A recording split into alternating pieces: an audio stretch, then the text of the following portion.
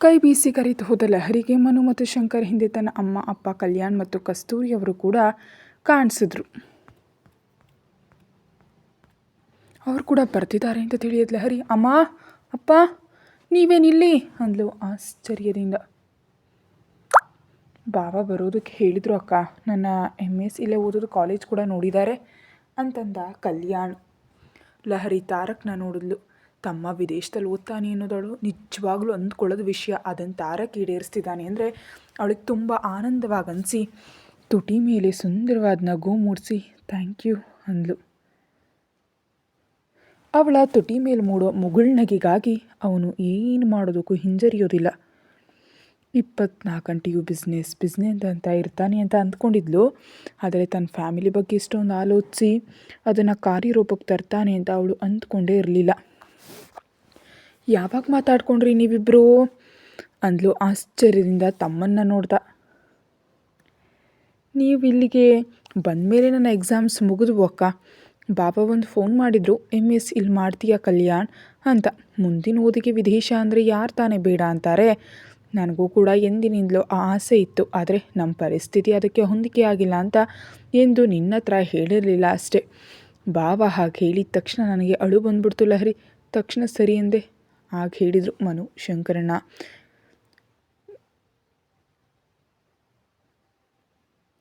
ಅಮ್ಮ ಅಪ್ಪ ಎಲ್ಲರೂ ಇಲ್ಲೇ ಇರ್ತಾರೆ, ನೀನು ಹ್ಯಾಪಿಯಾಗಿ ಓದ್ಕೊಳ್ಬೋದು, ಯಾವುದೇ ಟೆನ್ಷನ್ ಇಲ್ಲದೆ ಅಂದಾಗ ನಾನು ಸಣ್ಣ ಮಕ್ಕಳ ಥರ ಜಿಗಿದಾಡ್ದೆ ನೋಡು. ಬಾವಾನಿ ಇಲ್ಲಿ ಒಳ್ಳೆ ಕಾಲೇಜ್ ಹುಡುಕಿ ಎಲ್ಲ ವ್ಯವಸ್ಥೆ ಮಾಡಿದ್ದಾರೆ ಅಂತ ಹೇಳ್ತಿದ್ರೆ ಅವಳು ಆಶ್ಚರ್ಯದಿಂದ ನೋಡ್ತಿದ್ಲು. ಕಲ್ಯಾಣ್ ಮಾತುಗಳು ಕೇಳಿದ ಶಂಕರ್ ಮನು ಕೂಡ ಹೌದು ಲಹರಿ, ಹೇಗಿದ್ರು ನಾವು ಇಲ್ಲೇ ಇರ್ತೀವಿ, ಆಫೀಸ್ ನೋಡ್ಕೊಳ್ತಾ. ನಾವೇ ಇದ್ರೆ ಬೋರ್ ಆಗುತ್ತೆ. ದೊಡ್ಡವ್ರ ಜೊತೆ ಕಲ್ಯಾಣ್ ಕೂಡ ಇದ್ದರೆ ನಮಗೂ ಸ್ವಲ್ಪ ಚೆನ್ನಾಗಿರುತ್ತಲ್ವ ಜೊತೆಯಾಗಿ. ಅದಕ್ಕೆ ತಾರಕ್ ಕೇಳಿದಾಗ ಹೇಳಿದ್ವು ನಮ್ಮ ಜೊತೆಯಲ್ಲಿ ಕಲ್ಯಾಣನ ಇಟ್ಕೊಳ್ತೀವಿ ಅಂತ ಹೇಳ್ತಿದ್ರೆ ಅವರ ಸಪೋರ್ಟ್ ನೋಡಿ ಅವಳಿಗೆ ತುಂಬ ತುಂಬ ತುಂಬ ಸಂತೋಷ ಆಯಿತು. ಇಷ್ಟೊಂದು ದೊಡ್ಡ ಫ್ಯಾಮಿಲಿ, ಎಲ್ಲ ತನ್ನವರು, ಇದನ್ನೇ ತಾನೇ ಯಾರಾದರೂ ಬಯಸೋದು. ಶಂಕರಣ್ಣ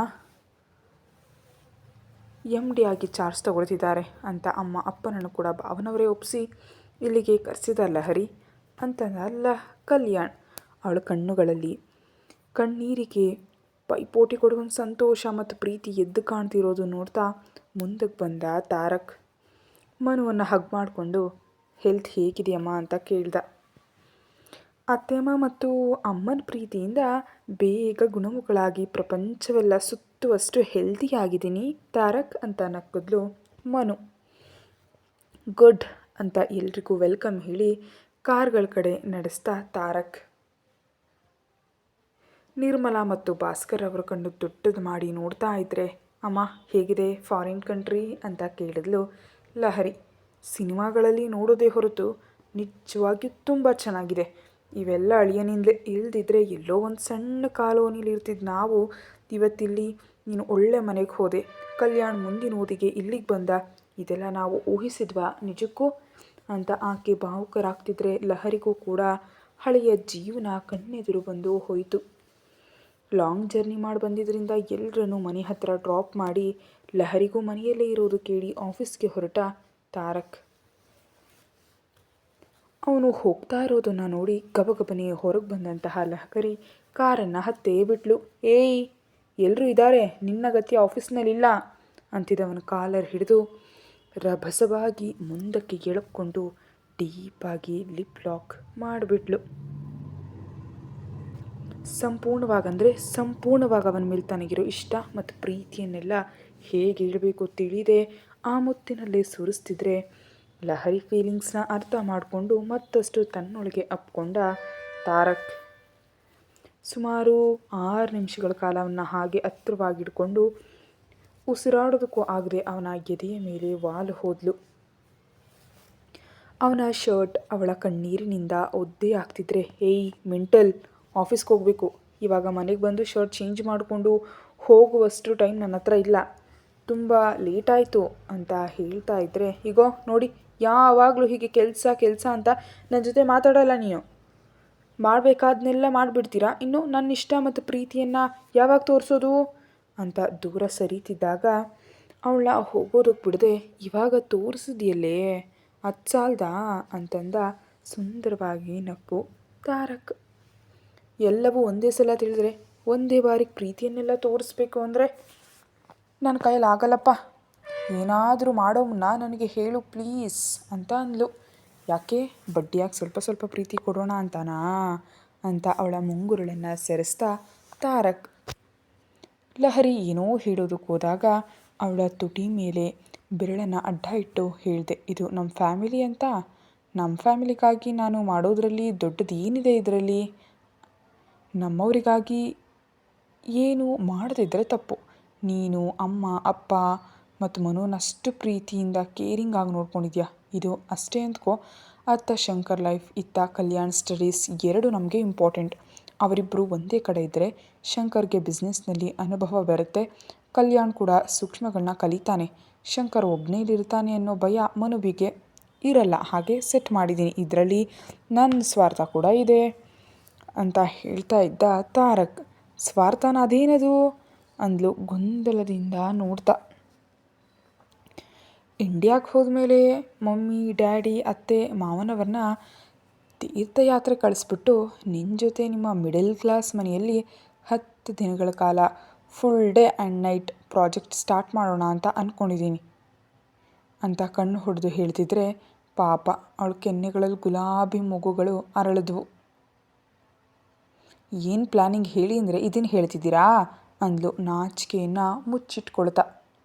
ಹೌದು, ಇಂಥವುಗಳನ್ನ ಹೇಳಿದ್ರೆ ತಾನೇ ನೀನು ಪ್ರಿಪೇರ್ ಆಗಿ ಇರ್ತೀಯ. ಬೆಡ್ ಮೇಲೆ ನನಗೆ ತೊಂದರೆ ಇಲ್ಲದೆ ಕೋಪ್ರೇಟ್ ಮಾಡೋದು ಸಾಧ್ಯ. ಛೀ, ನಿಮ್ಮ ಜೊತೆ ಮಾತಾಡಲ್ಲ ಹೋಗಿ ನಾನು ಅಂತ ನಾಚಿಕೆಯನ್ನು ತಡೆಯಲಾಗದೆ ಕಾರನ್ನು ಇಳೀತಾ ಇದ್ದಾಗ ಇನ್ನೊಂದ್ಸಲ ಕಿಸ್ ಕೊಡೆ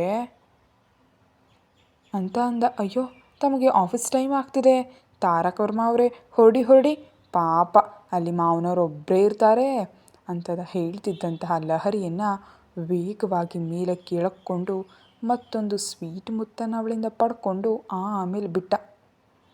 ಅವನಿಗೆ ಬಾಯಿ ಹೇಳಿ ಮುಸಿ ಮುಸಿಯಾಗಿ ನಗ್ತಾ ಒಳಗಡೆ ಬರ್ತಿದ್ದ ಮಗಳನ್ನು ನೋಡಿ, ಏನೇ ನಿನ್ನಷ್ಟಕ್ಕೆ ನೀನೇ ನಗ್ತಾ ಇದೆಯಾ ಅಂದರು ನಿರ್ಮಲಾ ಅವರು ಅಡುಗೆ ಮನೆಯಲ್ಲಿದೆ ಅಂತ ಹುಡುಕ್ತಾ. ಏನಿಲ್ಲಮ್ಮ ಅಂತ, ನೀವು ಹೋಗಿ ಫ್ರೆಶ್ ಆಗಿ ಬನ್ನಿ, ಬಿಸಿ ಬಿಸಿಯಾಗಿ ಅಡುಗೆ ಬಡಿಸ್ತೀನಿ, ಊಟ ಮಾಡಿ ರೆಸ್ಟ್ ತಗೊಳ್ಳಿ ಅಂತ ಅಂದ್ಲು. ಒಬ್ಬಳೇ ಎಲ್ಲಿ ಮಾಡ್ತೀಯಲ್ಲ ಹರಿ, ನಾವು ಕೂಡ ಹೆಲ್ಪ್ ಮಾಡ್ತೀವಿ ಅಂತಂದರು ಕಸ್ತೂರಿ ಅವರು. ನಾನೇ ಮಾಡಿಬಿಡ್ತೀನಿ ಬಿಡಿ, ನೀವಿಬ್ಬರು ಹೋಗಿ, ಎಷ್ಟು ಹೊತ್ತು ಅಂತ ಕಿಚನ್ ಸೈಡ್ ಹೋದ್ಲು ಲಹರಿ. 2 ದಿನಗಳ ನಂತರ ಕೆಲಸದ ಒತ್ತಡ ಕಡಿಮೆಯಾಯಿತು. ಆ ದಿನ ಶಂಕರ್ನನ್ನು ತಾರಕ್ ಗ್ರೂಪ್ ಆಫ್ ಇಂಡಸ್ಟ್ರೀಸ್ಗೆ MD ಅಂತ ಅನೌನ್ಸ್ ಮಾಡ್ತಿದ್ರೆ ಕಾನ್ಫರೆನ್ಸ್ ಹಾಲ್ನಲ್ಲಿ ಸ್ಟಾಫ್, ಸೀನಿಯರ್ ಎಂಪ್ಲಾಯೀಸ್ ಎಲ್ಲರೂ ಅಲ್ಲೇ ಇದ್ದಾರೆ. ಮನೆಯವರೆಲ್ಲರೂ ಆ ಸಮಾರಂಭದಲ್ಲಿ ಭಾಗವಹಿಸಿದ್ರು. ವಾಸುದೇವ್ ಅವರು ಮಾತಾಡ್ತಾ, hello everyone, good morning all of you ಅಂತ ವಿಶ್ ಮಾಡಿದ್ರು. ವೆರಿ ಗುಡ್ ಮಾರ್ನಿಂಗ್ ಸರ್ ಅಂತ ಎಲ್ಲರೂ ಒಟ್ಟಾಗಿ ಹೇಳಿದ್ರು. ಕಿರುನಗುವಿನಿಂದ ಥ್ಯಾಂಕ್ ಯು ಹೇಳಿ, ವೆಲ್, ನಿಮ್ಮೆಲ್ಲರಿಗೂ ಈಗಾಗಲೇ ತಿಳಿದಿರೋ ವಿಷಯ, ನನ್ನಡಿಯ ಶಂಕರ್ನನ್ನು ನಮ್ಮ ಇಂಡಸ್ಟ್ರೀಸ್ಗೆ MD ಅಂತ ಅನೌನ್ಸ್ ಮಾಡ್ತೀವಿ ಅಂತ. ಇವತ್ತು ಅದಕ್ಕಾಗಿ ಈ ಮೀಟಿಂಗ್ ಮತ್ತು ಈವ್ನಿಂಗ್ ಪಾರ್ಟಿ. ಅಷ್ಟೇ ಅಲ್ಲ, ಇನ್ನು ಮುಂದೆ ಫಾರಿನ್ ಬ್ರ್ಯಾಂಚ್ಗಳನ್ನೆಲ್ಲ MD ಆಗಿ ಶಂಕರ್, ಮ್ಯಾನೇಜರ್ ಆಗಿ ಅವನ ಹೆಂಡತಿ ಮನಸ್ವಿನಿ ಹ್ಯಾಂಡಲ್ ಮಾಡ್ತಾರೆ. ಇಂಡಿಯಾದಲ್ಲಿರೋ ಬ್ರಾಂಚ್ಗಳನ್ನೆಲ್ಲ ನನ್ನ ಮಗ Tarak Varma, CEO of the Tarak Varma industries ಅವನೇ ನೋಡ್ಕೊಳ್ತಾನೆ. 1 ವರ್ಷದ ನಂತರ ಅವನನ್ನು ಚೇರ್ಮನ್ ಅಂತ ಘೋಷಿಸಿ ನಾನು ರಿಟೈರ್ಮೆಂಟ್ ತೊಗೊಳ್ತೀನಿ ಅಂತ ಹೇಳಿದ್ದಕ್ಕೆ ಎಲ್ಲರೂ ಚಪ್ಪಾಳೆ ತಡ್ತಾ ವಿಶ್ ಮಾಡಿದ್ರು. ಎಲ್ಲರ ಸಮಕ್ಷಮದಲ್ಲೇ MD ಆಗಿ ತನ್ನ ಅಧಿಕಾರ ವಹಿಸಿಕೊಂಡ ಶಂಕರ್ ಅವನಿಗೆ ಶೇಕ್ ಹ್ಯಾಂಡ್ ಕೊಡ್ತಾ ಆಲ್ ದಿ ಬೆಸ್ಟ್ ಹೇಳಿ ವಿಶ್ ಮಾಡ್ದ ತಾರಕ್. ಅವನನ್ನು ಮನಸ್ಪೂರ್ವಕವಾಗಿ ಅಪ್ಕೊಂಡು, ನಿನ್ನ ಉಪಕಾರವನ್ನು ಎಷ್ಟು ಜನ್ಮ ಎತ್ತಿದ್ರೂ ಮರೆಯೋದಕ್ಕಾಗಲ್ಲ ತಾರಕ್. ಒಬ್ಬ ಅಪರಾಧಿಯಾಗಿ, ಹೆಣ್ಮಗಳಿಗೆ ಅನ್ಯಾಯ ಮಾಡಿದವನಾಗಿ, ಎಲ್ಲೋ ಜೈಲಿನಲ್ಲಿ ಕೊಳಿಬೇಕಾಗಿದ್ದ ನನ್ನನ್ನು ಇವತ್ತು ಇಷ್ಟೊಂದು ಎತ್ತರದಲ್ಲಿ ಕೂರಿಸಿದ್ಯಾ. ನಿಜವಾಗಿ ನೀನು ಮಾಡಿದ ಈ ಸಹಾಯಕ್ಕೆ ಏನು ಹೇಳಬೇಕು ಅಂತಲೇ ನನಗೆ ತಿಳಿತಾ ಇಲ್ಲ ಅಂತ ಭಾವುಕನಾಗ್ಬಿಟ್ಟ ಶಂಕರ್. ಹಲೋ ಮಿಸ್ಟರ್ ಶಂಕರ್, ನೀವೀಗ MD, ಹೀಗೆ ವೀಕ್ ಆದರೆ ಎಂಪ್ಲಾಯೀಸ್ ಹತ್ರ ನಮ್ಮ ಹಿಡಿತಾ ಇರಲ್ಲ. ಮನೆಯಲ್ಲಿ ಹೆಂಡತಿ ಹತ್ರ ಹೇಗಿದ್ರೂ ಆಫೀಸ್ನಲ್ಲಿ ಮಾತ್ರ ಸ್ಟ್ರಿಕ್ಟಾಗಿರಬೇಕು, ಮಾರ್ಕ್ ಮೈ ವರ್ಡ್ಸ್ ಅಂದ ನಗ್ತ. ಹಾಗೆ ಆಗಲಿ CEO ಸರ್ ಅಂತಂದ ಶಂಕರ್. ಅವ್ರನ್ನ ನೋಡ್ತಿದ್ದ ಮನು ಮತ್ತು ಲಹರಿಗೆ ಮನಸ್ಸೆಲ್ಲ ಸಂತೋಷದಿಂದ ಹೊಕ್ಕಿ ಬಂತು.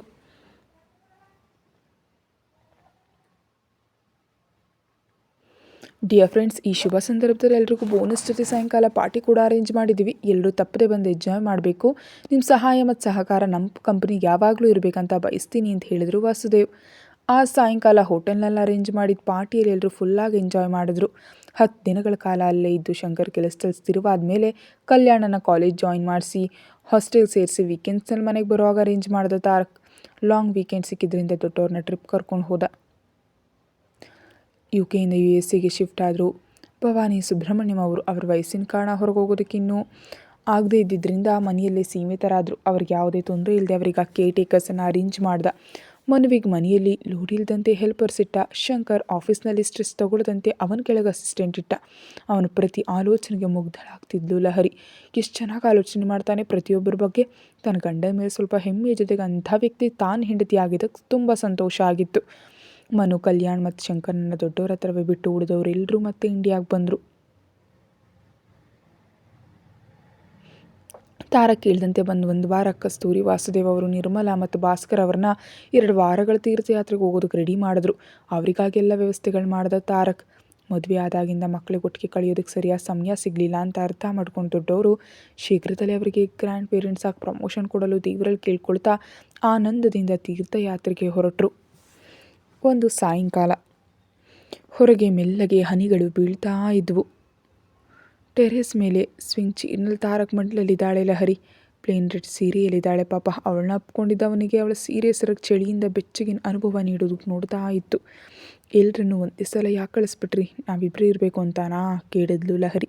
ಅರ್ಥ ಆಗಿಯೂ ಮತ್ತೆ ಯಾಕೆ ಕೇಳ್ತೀಯ ಎಂಬಂತೆ ಅವಳನ್ನ ಮತ್ತಷ್ಟು ತನ್ನೊಳಗೆ ಎಳ್ಕೊಳ್ತಾ ಅಂದ ತಾರಕ್. ನೀವು ಅಷ್ಟೊಂದು ದೊಡ್ಡ ಬಂಗ್ಲೆಯನ್ನು ಬಿಟ್ಟು ಈ ಸಣ್ಣ ಮೇಲೆ ಮನೆಗೆ ಬಂದಿದ್ದೀರಾ? ಇಲ್ಲಿರೋದಕ್ಕಾಗುತ್ತಾ, ಅಡ್ಜಸ್ಟ್ ಆಗೋದಕ್ಕಾಗುತ್ತಾ ಮಿಸ್ಟರ್ ವರ್ಮಾ ಅವರೇ? ತುಂಟತನದಿಂದ ಕೇಳಿದ್ಲು. ಅವಳು ಸೊಂಟವನ್ನು 2 ಕಡೆ ಗಟ್ಟಿಯಾಗಿ ಹಿಡಿದು ಗಾಳಿ ಕೂಡ ಹೋಗದಷ್ಟು ಹತ್ತಿರವಾಗಿ ಅಪ್ಕೊಂಡು, ಆಲ್ರೆಡಿ 2 ದಿನಗಳಿಂದ ಇದ್ದೀನಿ, ಅಡ್ಜಸ್ಟ್ ಆಗ್ತಾ ಇದ್ದೀನೋ ಇಲ್ವೋ ಅರ್ಥ ಆಗ್ಲಿಲ್ವಾ? ಆಯಿತು, ಅದೇ ಕೇಳ್ತಿರೋದು, ಯಾಕೆ ಅಷ್ಟೊಂದು ಕಷ್ಟ ಅಂತ. ನಿಜಕ್ಕೂ ನಮ್ಮ ಮಿಡಲ್ ಕ್ಲಾಸ್ ಕಷ್ಟಗಳು ನಿಮಗೆ ತಿಳಿಯದವೋ ಏನಲ್ಲ. ಅರ್ಧ ರಾತ್ರಿ power cut, weekly 2 times water problem, ಪಂಚಭಕ್ಷ ಪರಮಾನ್ನದ ಬದಲು ಚಟ್ನಿಯನ್ನ, ಇವು ನಮಗೆ ದಿನದ ಕೆಲಸ. ನಗ್ತಾ ಟೀಸ್ ಮಾಡಿದ್ಲು ಲಹರಿ. ನನ್ನ ಕೈಲಿ ಪೆಟ್ಟು ತಿನ್ಬೇಕಂತ ತುಂಬ ಆಸೆ ಇದೆ ಅಲ್ವಾ ನಿನಗೆ ಅಂತಂದ ತಾರಕ್. ಒಂದು ಕೇಳ್ತೀನಿ, ನಿಜ ಹೇಳಿ ತಾರಕ್ ಅಂದ್ಲು. ಅವಳನ್ನ ಪೂರ್ತಿಯಾಗಿ ತನ್ನ ಕಡೆ ತಿರುಗಿಸ್ಕೊಂಡು ಏನೇ ಅಂದ. ಮನು ನಿನ್ನ ಸ್ವಂತ ತಂಗಿಯಲ್ಲ, ಅವಳ ಫಾದರ್ ಮಾವನವ್ರಿಗೆ ಗೊತ್ತು. ಸಣ್ಣ ವಯಸ್ಸಿನಿಂದ ಒಟ್ಟಿಗೆ ಬೆಳೆದಿದ್ದಕ್ಕೆ ಆ ಬಾಂಡಿಂಗ್ ಇರುತ್ತೆ. ಆದರೆ ಕಾಲೇಜ್ನಲ್ಲಿ ಹಾಗೆ ನಡೆದ ಮೇಲೆ, ಅವಳ ಹೆಲ್ತ್ ಹಾಳಾದ್ಮೇಲೆ, ಅವಳ ಫಾದರ್ ತೀರ್ಕೋದ್ಮೇಲೆ ಒಬ್ಬ ಬ್ರದರ್ ಆಗಿ, ಫ್ರೆಂಡ್ ಆಗಿ ಒಂದು ಸ್ಟ್ಯಾಂಡ್ ತೊಗೊಂಡು ಅವಳಿಗೆ ಇಷ್ಟೊಂದು ಸಪೋರ್ಟ್ ಮಾಡ್ತಾ ಸಹಾಯವಾಗಿದೆಯಾ? ಹೇಳಬೇಕಂದ್ರೆ ಸ್ವಂತ ಅಣ್ಣ ಕೂಡ ಹಾಗೆ ಮಾಡಲ್ವೇನೋ ಅನ್ನೋ ಹಾಗೆ ಮನುವನ್ನು ಅಷ್ಟು ಕೇರಿಂಗ್ ಆಗಿ ನೋಡ್ಕೊಂಡಿದ್ಯಾ ಅಲ್ವಾ? ಹೆಣ್ಮಗಳ ಬಗ್ಗೆ ಇಷ್ಟೊಂದು ಸೂಕ್ಷ್ಮವಾಗಿರೋ ನೀನು ನನ್ನ ಜೊತೆ ಯಾಕಷ್ಟು ಹ್ಯಾಶಾಗಿ ಬಿಹೇವ್ ಮಾಡಿದೆ? ಆಫೀಸ್ನಲ್ಲಿ ನನ್ನ ನೋಡಿದ್ರೆ ಸಾಕು ಬೆಂಕಿ ತಿಂದವನಾಗಿ ಬೈತಿದ್ದೆ. ಮತ್ತು ನಾನು ಹೇಗೆ ಪ್ರೀತಿಸ್ದೆ, ಹೇಗೆ ಮದುವೆ, ಹೇಗಿದೆಯಲ್ಲ? ನಿಜ ಹೇಳಬೇಕಂದ್ರೆ ಆಫೀಸ್ ಸೇರೋವರೆಗೂ ನೀನು ಯಾರಂತಾನೂ ನನಗೆ ಗೊತ್ತಿಲ್ಲ. ನಿನ್ನ ಜೊತೆ ನಂಗೆ ಪರಿಚಯ ಆಗಲಿ, ಶತ್ರುತ್ವ ಆಗಲಿ ಇಲ್ಲ. ಮತ್ತು ಯಾಕೆ ನನ್ನ ನೋಡಿದ್ರೆ ಯಾವಾಗಲೂ ಅಷ್ಟು ಸೀರಿಯಸ್ ಆಗಿರ್ತಿದ್ದೆ, ಬೇಕಂತಾನೆ ಪನಿಷ್ಮೆಂಟ್ ಕೊಡ್ತಿದ್ದೆ ಅಂತ ಕೇಳಿದ್ಲು. ಇವಾಗ ಇವೆಲ್ಲ ಯಾಕೆ ಕೇಳ್ತಾ ಇದೆಯಾ ನೀನು? ಪ್ಲೀಸ್ ಹೇಳಿ, ತಿಳಿಬೇಕು ಅಂತಿದೆ. ಫಸ್ಟ್ ಆಫ್ ಆಲ್ ನಿನ್ನ ಟಾರ್ಚರ್ ಮಾಡಿದ್ಯಾ ಗೊತ್ತಾ? ನೀನು ಆ ರೋಹಿತ್ ಗಿರಾಕಿನ ಎಕ್ಸ್ ಗರ್ಲ್ ಫ್ರೆಂಡ್ ಅಂದ್ಕೊಂಡು. ಅಂದ ತಕ್ಷಣ ಲಹರಿ ದಿಢೀರ್ನೆ ನೋಡಿ, ನಿಮ್ಗೆ ಯಾರು ಹೇಳಿದ್ರು ಅಂತ ಹೇಳೋದಕ್ಕೆ ಹೋದಾಗ ಕದಡ್ದಂತ ಹಿಡಿದು, ಹೇಳೋದನ್ನು ಕೇಳೇ ಅಂದ. ಕೇಳಲ್ಲ ಹೋಗಿ ಅಂತ ಬಿಡಿಸ್ಕೊಳ್ಳೋದಕ್ಕೆ ನೋಡಿದ ಅವಳ ರೆಕ್ಕೆ ಹಿಡಿದು, ಓವರ್ ಮಾಡಬೇಡ, ಬಾಯಿ ಮುಚ್ಕೊಂಡು ಕೂತ್ಕೋ ಅಂದ ತಕ್ಷಣ ಬೆಕ್ಕಿನ ಮರಿಯಂತೆ ಮುದುಡ್ಕೊಂಡ್ಳು. ಸರಿ, ಗರ್ಲ್ ಫ್ರೆಂಡ್ ಅಲ್ಲ, ಮದುವೆ ಆಗ್ಬೇಕು ಅಂದ್ಕೊಂಡಿದ್ದು ಹುಡುಗಿ ತಾನೇ, ಅವನ ಜೊತೆ ಮದುವೆಗಂತೂ ರೆಡಿಯಾಗಿದ್ದೆ ಅಲ್ವಾ ಅಂದ. ಅದು ನಾನು ಇಷ್ಟಪಟ್ಟಲ್ಲ ತಾರಕ್, ಅಮ್ಮ ಅವರಿಗೆ ಮಾತುಗಳು ಹೇಳಿದ ಅವನು. ಚೆನ್ನಾಗಿ ನೋಡ್ಕೊಳ್ತೀನಿ, ನಾನು ಕೂಡ ಅವಳನ್ನ ಇಷ್ಟಪಡ್ತಿದ್ದೀನಿ ಅಂತ. ಆಗಲೇ ನಿಮ್ಮ ಮಗಳಿಗೆ ಮದುವೆ ಆಗಿಲ್ವಂತೆ, ಇನ್ನು ಕೆಲಸ ಮಾಡ್ತಿದ್ದಾಳೆ ಅಂತ ಎಲ್ಲರೂ ಮಾತುಗಳು ಕೇಳಿ ಕೇಳಿ ತುಂಬ ಬೇಸತ್ತಿದ್ದಮ್ಮ ಗಲಾಟೆ ಮಾಡಿ ಮದುವೆಗೆ ಒಪ್ಪೋ ಹಾಗೆ ಮಾಡಿದ್ಲು. ನಿಜ ಹೇಳಬೇಕಂದ್ರೆ ನನ್ನ ನಿರ್ಧಾರವನ್ನು ಮೊದಲ ಬಾರಿಗೆ ಬೇಡ ಅಂದ್ಕೊಂಡು ಒಪ್ಪಿದ್ದ ದಿನ ಅದು. ಆಮೇಲೆ ಅವನಮ್ಮ ಟೋಟಲ್ ಡಿಫ್ರೆಂಟ್. ರಾಹುಲ್ ಅಮ್ಮನ ನಡವಳಿಕೆ ನನಗಿಷ್ಟ ಆಗದೆ ಕ್ಯಾನ್ಸಲ್ ಮಾಡಿಕೊಂಡೆ. ಎಂದಿಗೂ ನನ್ನ ಇಂಡಿಪೆಂಡೆನ್ಸನ್ನು ಕಳ್ಕೊಳ್ಬಾರ್ದು ಅಂತ. ಮತ್ತು ಜಾಬ್ ಸೇರಬೇಕಂತ ಇಂಟರ್ವ್ಯೂಗಳಿದ್ದಿದ್ದರಿಂದ ನಿಮ್ಮ ಆಫೀಸಿಗೆ ಬಂದೆ ಅಂತ ತನ್ನವರಿಗೆ ನಡೆದಿದ್ದನ್ನು ಹೇಳಿದ್ಲು. ನಿನಗೆ ಆ ಇಂಟರ್ವ್ಯೂ ಮೇಲ್ ಕಳಿಸಿದ್ದು ನಾನೇ ಅಂದ ತಾರಕ್. ಗೊತ್ತಪ್ಪ, ಗೊತ್ತು ಅಂದ್ಲು ಲಹರಿ. ಹೇಗೆ ಗೊತ್ತು ಅಂದ. ಮಾತಾಡುವಾಗ ನಿಮ್ಮ ಹಳೆ PA ಹೇಳಿದ್ರು ಎಲ್ರಿಗೂ ಅಫಿಷಿಯಸ್ ವೆಬ್ಸೈಟ್ನಿಂದ ಮೇಲ್ ಹೋದರೆ ನನಗೆ ನಿಮ್ಮ ಪರ್ಸ್ನಲ್ ಅಕೌಂಟ್ನಿಂದ ಮೇಲ್ ಬಂದಿತ್ತು, ಅದು ನನಗೆ ಸ್ಪೆಷಲ್ ಆಗಿ. ಆಮೇಲೆ ಅವನ್ನ ತೆಗೆದು ನನ್ನನ್ನು PA ಮಾಡ್ಕೊಂಡ್ರಿ ಅಲ್ವಾ? ಅವೆಲ್ಲ ತಿಳ್ಕೊಳ್ಳೋದಷ್ಟು ಸಣ್ಣ ಹುಡುಗಿ ಏನಲ್ಲ ನಾನು. ಆದರೆ ನಾನೇನು ಮಾಡಿದೆ ಅಂತ ನನ್ನ ಹಾಗೆ ಟಾರ್ಚರ್ ಮಾಡಿದ್ರಿ. ಹೋಲ್ ನೈಟ್ ಎಲ್ಲ ಫೈಲ್ಸ್ ನೋಡ್ತಾ ನೋಡ್ತಾ ಸೊಂಟ ನೋವು ಬಂತು ಗೊತ್ತಾ ಅಂತ ಮುನಸ್ಸಿಂದ ಹೇಳ್ತಿದ್ರೆ ಅವಳು ಬೆನ್ನಿನ ಮೇಲೆ ಮಸಾಜ್ ಮಾಡ್ತಾ ಮುತ್ತಿಟ್ಟ ತಾರಕ್. ಡೋಂಟ್ ನೋ, ನೀನು ರಾಹುಲ್ ನನ್ನ ಮದುವೆ ಆಗೋದು ಕ್ಯಾನ್ಸಲ್ ಆಗಿದ್ದರಿಂದ ಬದುಕು ಹೋದೆ ಅಂತ ಇವಾಗಲೂ ಅಂದ್ಕೊಳ್ತೀನಿ. ಇಲ್ದಿದ್ರೆ ಸಾಯ್ತಿದ್ದೆ ನನ್ನ ಕೈಲಿ. ಓಯ್, ನಾನೇನು ಮಾಡಿದೆ ನಿಮಗೆ? ನಿಜಕ್ಕೂ ನೀವು ಯಾರು ಅಂತಾನೂ ನನಗೆ ಗೊತ್ತಿಲ್ಲ ಅಂದ್ಲು ಅವಳ ಧ್ವನಿಯಲ್ಲಿದ್ದ ಹೊಟ್ಟೆ ಕಿಚ್ಚಿಗೆ ಹೆದರ್ತಾ. But I know you. ಆ ದಿನ ಟ್ಯಾಂಕ್ ಬಂಡ್ ಹತ್ರ ನಿನ್ನ ನೋಡಿದೆ. ಫಸ್ಟ್ ನೋಡಿದ ತಕ್ಷಣ ಫಿದಾ ಆಗಿಬಿಟ್ಟೆ. Total flat. ನಿನ್ನ ಸ್ಟ್ರಕ್ಚರ್, ಫಿಸಿಕ್ ಎಲ್ಲ ನನ್ನಲ್ಲಿ ಚುಚ್ಕೊಂಡು ಇಲ್ಲಿ ಅಂತ ಹಾರ್ಟ್ ಮೇಲೆ ಬೆರಳಿಡಿ ತೋರಿಸ್ತಾ. ಅವನು ಹಾಗೆ ಹೊಗಳ್ತಿದ್ರೆ ನಿಜವಾಗಿಯೂ ಆಕಾಶದಲ್ಲಿ ರೆಕ್ಕೆಗಳು ಬಂದು ಹಾರಾಡ್ತಿರೋ ಆಗಿತ್ತು ಲಹರಿ ಮನಸ್ಸು. ಪ್ರೀತಿಸಿದವನು ಹೊಗಳಿದ್ರೆ ಯಾವ ಹೆಣ್ಣಿಗಾದರೂ ಹಾಗೇ ಇರುತ್ತೆ. ಮುಖ್ಯವಾಗಿ ಗಂಡ ಹೊಗಳಿದ್ರೆ ಆ ಸಂತೋಷನೇ ಬೇರೆ. ಅಲ್ಲಿವರೆಗೆ ಎಷ್ಟೋ ಜನ ಹುಡುಗಿರು ನೋಡಿದ್ದೆ. ನಿಜ ಹೇಳಬೇಕಂದ್ರೆ ನಿನಗಿಂತ ಫೇರ್ ಆಗಿದ್ದವರು, ಫಿಸಿಕ್ ಇದ್ದವ್ರು ತುಂಬ ಜನರು ನೋಡಿದ್ದೆ. ಆದರೆ ಯಾಕೋ ನಿನ್ನ ಮುಖದಲ್ಲಿ ಆ ಗ್ಲೋ, ಅಟ್ರಾಕ್ಷನ್ ಮಾಡೋ ಕಣ್ಣುಗಳು, ಎದುರಿಸಿ ಮಾತಾಡೋ ನಿನ್ನ ಧೈರ್ಯ, ಫ್ಯಾಮಿಲಿಗಾಗಿ ನೀನು ಪಡೋ ತವಕ ಎಲ್ಲ ನನಗಿಷ್ಟ ಆಯಿತು. ನನಗೆ ನೀನೇ ಕರೆಕ್ಟ್ ಅಂತ ಆ ಟೈಮ್ನಲ್ಲಿ ಫಿಕ್ಸ್ ಆದೆ. ಹೀಗಾದರೂ ನೀನು ನನ್ನ ಹತ್ರ ಕರೆಸ್ಕೊಳ್ಬೇಕು, ನಾನು ಮುಂದೆ ಇಟ್ಕೊಳ್ಬೇಕು, ಕಣ್ಣಾರೆ ನೋಡ್ಕೊಳ್ಬೇಕು. ಅದು ಕೋಪದಿಂದಲಾದರೂ ಸರಿ ಅಂದ್ಕೊಂಡಿದ್ದಾಗಲೇ ನೀನು ಅವನ ಜೊತೆ ಎಂಗೇಜ್ಮೆಂಟ್ ಕ್ಯಾನ್ಸಲ್ ಮಾಡ್ಕೊಂಡಿದ್ಯಾ ಅಂತ ತಿಳಿದು ತುಂಬ ಸಂತೋಷ ಆಯಿತು. ತಡ ಮಾಡಿದ ತಕ್ಷಣ ಏನು ಮಾಡಬೇಕಂತ ಆಲೋಚಿಸಿದೆ. ನಿನಗೆ ಜಾಬ್ ಇಲ್ಲ ಅಂತ ತಿಳಿದು ಎಂಪ್ಲಾಯಾಗಿ ಬರುವಂತೆ ಮಾಡಿದೆ. ಇಲ್ಲಿಯೂ ಕೂಡ ನಿನ್ನ ಬುದ್ಧಿವಂತಿಕೆಯಿಂದ ನನ್ನ ಮೆಚ್ಚಿಸಿದೆ. ಪವನ್ ಜೊತೆ ನೀನು ಮಾತಾಡಿದ್ದನ್ನು ತಡೆಯೋದಕ್ಕಾಗಲಿಲ್ಲ. ಅದಕ್ಕೆ ಅವನ ಬ್ರ್ಯಾಂಡ್ ಚೇಂಜ್ ಮಾಡಿಸ್ದೆ. ನೀನು ಯಾರ ಜೊತೆ ನಗ್ತಾ ಮಾತಾಡಿದ್ರು ನನ್ನ ಎದೆಯಲ್ಲಿ ಸೂಜಿನ ಚುಚ್ಚದಾಗಿರ್ತಿತ್ತು. ನನ್ನ ಜೊತೆ ಮಾತಾಡ್ತಿರ್ಲಿಲ್ಲ. ಅದಕ್ಕೆ ಪನಿಷ್ಮೆಂಟ್ ಹೆಸರಡಿ ಲಾಕ್ ಮಾಡಿ ಲಾಸ್ಟ್ಗೆ ನಾನು PA ಆಗಿ ಇಟ್ಕೊಂಡೆ. ನಿನಗಾಗಿ ನಿಮ್ಮ ಮನೆಗೆ ಡೈಲಿ ಬರ್ತಿದ್ದೆ. ದೂರದಿಂದಲೇ ನಿನ್ನನ್ನು ನೋಡ್ಕೊಂಡು ಹೋಗ್ತಿದ್ದೆ. ಆದರೆ ನೀನು ಮತ್ತೆ ಆ ರೋಹಿತ್ ಹತ್ರವೇ ಹೆಲ್ಪ್ ತಗೊಂಡೆ. ನಿಮ್ಮ ಅಪ್ಪನಿಗೆ ಆಕ್ಸಿಡೆಂಟ್ ಮಾಡಿದ ಅವನೇ ಅನ್ನೋ ವಿಷಯ ತಿಳಿಯದೆ ದುಡ್ಡಿಗಾಗಿ ಮದುವೆಗೆ ಓಕೆ ಅಂದೆ ನೋಡು. ನಿಜವಾಗಿ ಸಾಯಿಸ್ಬೇಕನ್ನಿಸ್ತು. ನಿನಗೆ ಬಾಸ್ ಆಗಿ ನನ್ನನ್ನು ಅಥವಾ ಕೆಲಸ ಮಾಡೋ ಕಂಪ್ನಿನ ಹೆಲ್ಪ್ ಕೇಳ್ಬೋದಿತ್ತು. ಆ ವಿಷಯ ನಿನ್ನ ನೆನಪಿಗೆ ಬರಲಿಲ್ಲ ಅಂತ ಫ್ರಸ್ಟ್ರೇಷನ್ ಬಂತು. ನನಗೊಂದು ಅರ್ಥ ಆಗಲಿಲ್ಲ. ಆಫೀಸ್ನಲ್ಲಿ ಲೋನ್ಸ್ ಕೊಡ್ತಾರೆ, health loan, home loan, insurance ಎಲ್ಲ. ಇವ್ಯಾವೂ ಕೂಡ ನಿನಗೆ ಆ ಟೈಮ್ನಲ್ಲಿ ನೆನಪಿಗೆ ಬರಲಿಲ್ವಾ? ಹೋಗಿ ಅವನ್ನ ಕೇಳಿದೆ ಅಂತ ಮತ್ತೆ ಕೋಪ ಮಾಡಿಕೊಂಡ ತಾರಕ್. ತುಂಬ ದಿನಗಳ ನಂತರ ಅವನ ಕೋಪನ ನೋಡ್ತಾ, ನಿಜವಾಗ ಆ ಟೈಮ್ನಲ್ಲಿ ಏನು ಮಾಡಬೇಕು ಅಂತ ನನಗೆ ಅರ್ಥ ಆಗಲಿಲ್ಲ. ನೀನು ನೋಡಿದ್ರೆ ಯಾವಾಗಲೂ ನನ್ನ ಮೇಲೆ ಕೋಪದಿಂದ ಸೀರಿಯಸ್ ಆಗಿರ್ತೀಯ ಅಂತ ನಿನ್ನ ಹತ್ರ ಬಂದು ಹೆಲ್ಪ್ ಕೇಳಬೇಕು ಅಂದರೆ ನನಗೆ ಹೆದರಿಕೆ ಆಗ್ತಿತ್ತು. ಆದರೆ ಹೇಗೆ ತಿಳಿತೋ ತಿಳಿಯೋರಿಗೆ ರೋಹಿತ್ ನನಗೆ ಕಾಣಿಸಿದ್ದು. ದುಡ್ಡು ಕೊಡ್ತೀನಿ ಅಂದದ್ದು, ಆ ದುಡ್ಡನ್ನು ಅಡ್ಡ ಇಟ್ಕೊಂಡು ಅವನಮ್ಮ ಮತ್ತೆ ಮದುವೆ ಅಂದದ್ದು. ಆ ದಿನ ನನ್ನ ಮೈಂಡೆಲ್ಲ ಬ್ಲಾಕ್ ಆಗೋಗಿತ್ತು. ಆಲೋಚನೆ ಮಾಡೋಕ್ಕೆ ಟೈಮ್ ಇರಲಿಲ್ಲ. ಹೇಗಾದರೂ ಅಪ್ಪನ ಉಳಿಸ್ಕೊಳ್ಬೇಕನ್ನೋ ತವಕ ನನ್ನ ಆಲೋಚಿಸೋದಕ್ಕೆ ಬಿಡಲಿಲ್ಲ ಅಂದ್ಲು. ಆದರೆ ಇಷ್ಟೆಲ್ಲ ನಡೆದ್ರು ಇದರಲ್ಲಿ ನನಗೊಂದು ಗುಡ್ ಥಿಂಗ್ ನಡೀತು. ಏನು ಗೊತ್ತಾ ಅಂತ ಅಂದ. ಏನದು? ನಿನ್ನ ಜೊತೆ ಫಸ್ಟ್ ಕಿಸ್ ಎಕ್ಸ್ಪೀರಿಯನ್ಸ್ ಅಂತ ಕಿವಿಯಲ್ಲಿ ಸ್ಮೂತಾಗಿ ಹೇಳ್ತಾ ಕಿವಿ ಕೆಳಗೆ ಮುತ್ತಿಟ್ಟ ಅವನ ಮಾತಿಗೆ, ಅವನ ಧ್ವನಿಯಲ್ಲಿದ್ದ ಸ್ವೀಟ್ನೆಸ್ಗೆ, ಆ ಮಾದಕತೆಗೆ ಅವಳ ಮೈಯೆಲ್ಲ ಪುಲಕಿತವಾಯಿತು. But Lahari, really sorry. ಆ ದಿನ ದುಡ್ಡಿಗಾಗಿ ಕೀಳಾಗಿ ಮಾತಾಡಿದೆ. I know your feelings that's time. Manu ಕೂಡ ಅಂತ ಸ್ಟ್ರಗಲ್ ಫೇಸ್ ಮಾಡಿ ಬಂದಿದ್ದಾಳೆ. ಅವಳಿಗೆ ನಾನು ಹೆಲ್ಪ್ ಆಗಿದ್ದೆ. ಅದಕ್ಕೆ ಯಾರನ್ನೂ ಕೈ ಚಾಚಿ ಸಹಾಯ ಕೇಳೋ ಅಗತ್ಯ ಬರಲಿಲ್ಲ. ಆದರೆ ನೀನು ಹಾಗಲ್ಲ. ಹೆಣ್ಮಗಳಾದರೂ ನಿನ್ನ ಮನೆ ಜವಾಬ್ದಾರಿಗಳನ್ನ ನೀನೊಬ್ಬಳೆ ಹ್ಯಾಂಡಲ್ ಮಾಡಿದೆ. ಆ ದಿನ ನಿನ್ನ ಸಿಚುಯೇಷನ್ ಅರ್ಥ ಮಾಡ್ಕೊಳ್ಳದೆ ಹಾಗೆ ಮಾತಾಡಿದ್ದು ಇವಾಗಲೂ ತಪ್ಪು ಅನಿಸ್ತಿದೆ ನನಗೆ. ನಾನು ಹೆಣ್ಮಕ್ಳಿಗೆ ದೂರ ಇರ್ತಿದ್ದೆ. ಆದರೆ ನೀನು ನನ್ನ ಮನಸ್ಸಲ್ಲಿರೋ ಹುಡುಗಿ. ನನ್ನನ್ನು ಬಿಟ್ಟು ಇನ್ಯಾರನ್ನ ಸಹಾಯ ಕೇಳಿದ್ದಕ್ಕೆ, ಅದು ಅವನ ದುಡ್ಡು ಕೊಡೋದಕ್ಕೆ ನೀನು ಮದುವೆ ಆಗ್ತೀನಿ ಓಕೆ ಅಂದಿದ್ದನ್ನು ಕೇಳಿ ಹುಚ್ಚು ಹಿಡ್ದಂತಾಯಿತು. ಆ ಕೋಪದಲ್ಲಿ ನಿನ್ನ ಹೊಡೆದೆ ಅಷ್ಟೇ ಹೊರತು ಟೆಂಡರ್ ಹೋಯಿತು ಅಂತಲ್ಲ, ಅದೊಂದು ನೆಪ ಅಷ್ಟೇ ಅಂತ ಆ ದಿನ ಯಾಕೆ ಹೊಡೆದಿದ್ದ ಅಂತ ಹೇಳ್ತಿದ್ರೆ ಲಹರಿ ಕಣ್ಣುಗಳಲ್ಲಿ ಕಣ್ಣೀರು ಬಂತು. ಅವನ ಎದೆ ಮೇಲೆ ವಾಲ್ತಾ, ಈ ವಿಷಯಗಳೆಲ್ಲ ಆ ದಿನವೇ ನನ್ನ ಹತ್ರ ಹೇಳಿದೆ ಯಾಕೆ ಮುಚ್ಚಿಟ್ಟಿದ್ದೆ ಅಂತ ಕೇಳಿದ್ಲು ಅಳೋ ಧ್ವನಿಯಲ್ಲಿ. ನಿನ್ನ ಪರಿಸ್ಥಿತಿಯನ್ನು ನಾನೆಲ್ಲಿ ಕ್ಯಾಶ್ ಮಾಡ್ಕೊಳ್ಳಿ, ನೀನು ಹೆಲ್ಪ್ ಮಾಡಬೇಕು. ಆದರೆ ಆ ಟೈಮ್ನಲ್ಲಿ ಹೆಣ್ಮಗಳ ವೀಕ್ನೆಸ್ಸನ್ನು ಅವಕಾಶವಾಗಿ ತಗೊಳ್ಳೋ ಕ್ಯಾರೆಕ್ಟರ್ ನಂದಲ್ಲ ಅಂದ. ನಿಜಾನೇ ಒಪ್ಕೊಳ್ತೀನಿ. ಮತ್ತು ನನಗೆ ತಿಳಿದಂತೆ ರಿಜಿಸ್ಟರ್ ಮ್ಯಾರೇಜ್ ಯಾಕೆ ಮಾಡ್ಕೊಂಡ್ರಿ ಅಂತ ಕೇಳಿದ್ಲು ಮುಖ ಉಪ್ಸಿ. ನೀನು ಮತ್ತೆ ಅಂಥ ಬಂಪರ್ ಆಫರ್ಗಳನ್ನ ಯಾರಿಗೂ ಕೊಡಬಾರ್ದು ಅಂತ ಹೇಳ್ತಾ ಅವಳನ್ನ ಲಿಫ್ಟ್ ಮಾಡಿ ಕೆಳಗೆ ಕರ್ಕೊಂಡು ಹೋಗ್ತಿದ್ರೆ, ಓಯ್ ಎಲ್ಲಿಗೆ ಅಂದ್ಲು. ನಿನ್ನ ಮೇಲೆ ನನ್ನ ಪ್ರೀತಿ ಉಕ್ಕು ಬರ್ತಿದೆ ಕಣೆ, ಲೇಟ್ ಮಾಡಿದ್ರೆ ಪ್ರವಾಹ ಜಾಸ್ತಿ ಆಗುತ್ತೆ ಅಂತ ತುಂಟನದಿಂದ ಹೇಳ್ತಿದ್ದ ತಾರಕ್ ಕುತ್ತಿಗೆ ಸುತ್ತ ಕೈಗಳು ಹಾಕಿ, ನೀವು ಕೂಡ ಮುದ್ದು ಬರ್ತಿದ್ದೀರ ಸೀವ ಸರ್. ಕಳೆದ 2 ದಿನಗಳಿಂದ ಬಾಡಿಯನ್ನು ಹಪ್ಪಳ ಥರ ಇಸಿಗ್ಬಿಟ್ಟಿದ್ದೀರಿ. ಪೇನ್ ಕಿಲ್ಲರ್ ಹಾಕೊಂಡ್ರೂ ಕಡಿಮೆ ಆಗಲಿಲ್ಲ. ಇವತ್ತಿಗಾದರೂ ರಜೆ ಕೊಡಬಾರ್ದೆ ಅಂದ್ಲು ಮುದ್ದಾಗಿ. ಕರ್ಕೊಂಡೋಗಿ ನೇರವಾಗಿ ಬೆಡ್ರೂಮ್ನಲ್ಲಿ ಮಲಗಿಸಿ, ಕಂಟ್ರೋಲ್ ತಪ್ಪಿದ್ದೀನಿ ಅರ್ಥ ಮಾಡ್ಕೊ. ಹಾರ್ಟ್ನಲ್ಲಿ ಫೀಲಿಂಗ್ಸ್ ಇದೆ, ಮೈಯಲ್ಲಿರೋ ಶಾಖನೂ ಕೂಡ ಫೀಲ್ ಆಗು ಅಂತ ಹೇಳ್ತಾ ಎದೆಯಾಳದಲ್ಲಿ ಮುಖ ಇಟ್ಟ. ಅವನು ಅಷ್ಟೊಂದು ಪ್ರೀತಿಯನ್ನು ಸುರಿಸ್ತಿದ್ರೆ ಹೇಗೆ ತಾನೇ ದೂರ ಇರೋದಕ್ಕೆ ಸಾಧ್ಯ? ತಾನೇ ಹತ್ತಿರ ಕೇಳಿಕೊಂಡು ಲಿಪ್ ಲಾಕ್ ಕೊಟ್ಲು. ಹೊರಗೆ ಮಳೆ ಜೋರಾಯಿತು. ಇಬ್ಬರ ಆಟ ಕೂಡ ಶುರು. ಒಬ್ಬರು ಮೇಲೊಬ್ಬರಿಗಿದ್ದ ಪ್ರೀತಿ ಕೂಡ ಆ ಮಳೆಗೆ ಪೋಟಿ ಕೊಡುವಂತೆ ಸುರಿಯುತ್ತಿತ್ತು. ಅದು ಇಡೀ ರಾತ್ರಿ ವಿರಾಮ ಇಲ್ಲದೆ ಮುಂದುವರಿತಾನೇ ಇತ್ತು. ಕತೆ ಮುಂದುವರಿಯುತ್ತೆ. ಹೆಚ್ಚಿನ ವಿಡಿಯೋಗೆ ಪ್ರತಿಲಿಪಿ ನೋಡಿ.